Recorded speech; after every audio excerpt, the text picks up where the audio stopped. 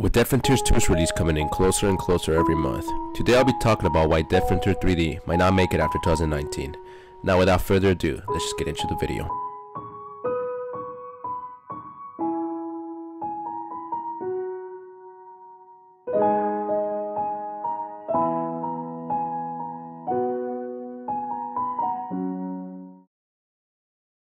With Death Frontiers 2's release coming closer and closer, I just have a few things to say about Death Frontier 3D.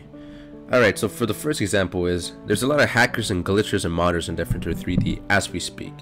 The reason being is, well, it's quite obvious. Death Frontier 3D isn't a hard game to hack into, you know? Heck, even with Cheat Engine itself, you can get into the game's, codes and whatnot. I mean, I remember one time when I was younger, alright? Don't get me banned at me. It was when, like, I was 14. I opened up Cheat Engine and I thought I hacked the money, and I saw like 9999999 in a freaking bank. I was like, oh crap, I can buy whatever I want.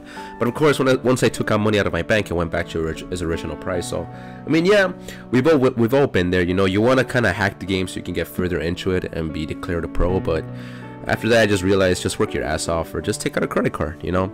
So, I mean, once Death Frontier 2 is released, I can't see admin hiring any more mods to take care of that game. It's gonna be like a free-for-all, like, you know, like Fortnite or PUBG, alright? I know it's weird bringing in this freaking topic into this video, but, you know, it's a free-for-all. Every hacker and glitcher just wants to get a piece of the fun before, you know, obviously, admin Pwn says, well, guys, this is it for Death Frontier 3D. It's been a pleasure, and he just disconnects the cable off of it, you know? So, yeah, we all want at least a bit of fun out of Death Frontier 3D before it's 100% gone, you know. The second reason is, well, Death Frontier 2 is just a lot more superior than its predecessor, you know. As we all saw from the gameplay, Death Frontier 2 offers more like a Silent Hill, Resident Evil feel to it, you know.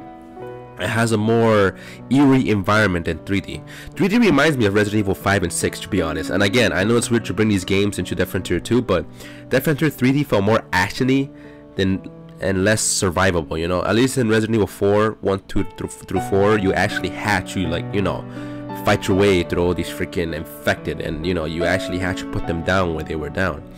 And Resident Evil 5 and 6, it was more like, okay, I have a weapon, let me just shoot through these guys, shoot them in the head, kick him, punch him, kick him while they're down, you know, I have grenades, no problem, 60 of them can come at me, I can still take them out. But of course, once Resident Evil 7 came out, which is actually funny, it brought back all that sensation of, damn, I have to be very careful, because if not, I'm going to be chopped to a million freaking pieces. And Death Frontier 2 might also bring back that feel to it. You know, it's like when we saw from the video, the character is by himself in the interior, and he shot the thing like 3 to 4 times in the head until it finally exploded. And honestly, that's pretty good. Yeah, sure, it should take one bullet to take it out.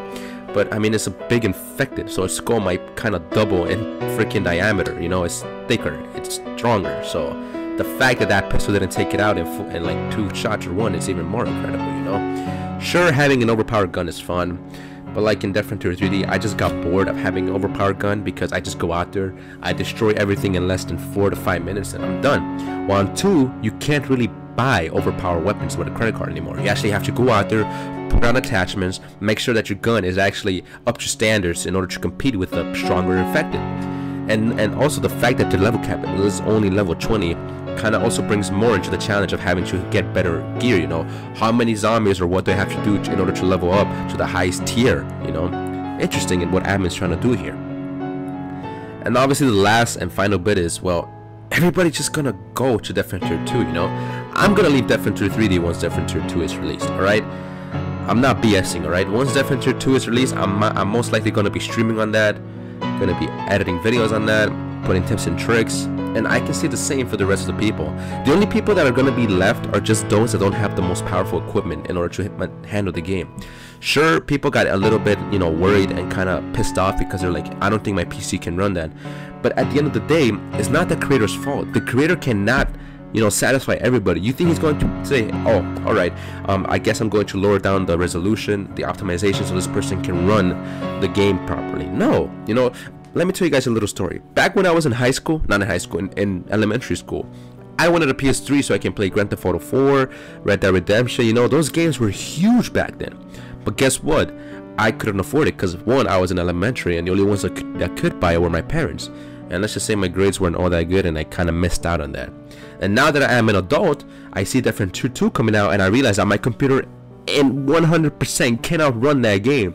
So I just take the ultimate sacrifice and buy a computer that can actually handle it. And honestly, I will never look back on purchasing this computer, because this computer is amazing.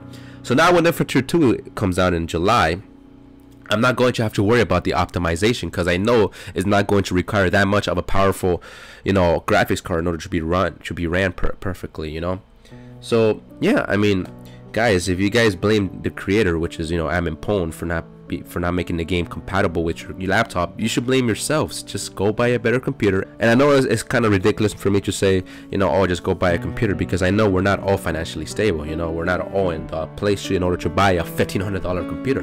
I get it, but don't go back to Amin Pone and blame him for the things that you have control over, which is buying a better computer. So guys, when the game is released this July, don't go back to Amin Pone Facebook or Instagram or Twitter and trying to say, hey, you're a piece of for not making it compatible with my computer, because at the end of the day, he's trying to make Death Frontier game that when somebody logs in for the first time and actually sees the name Death Frontier, they'll be like, wow, this game actually delivers the horror and the survival genre that I've been looking for.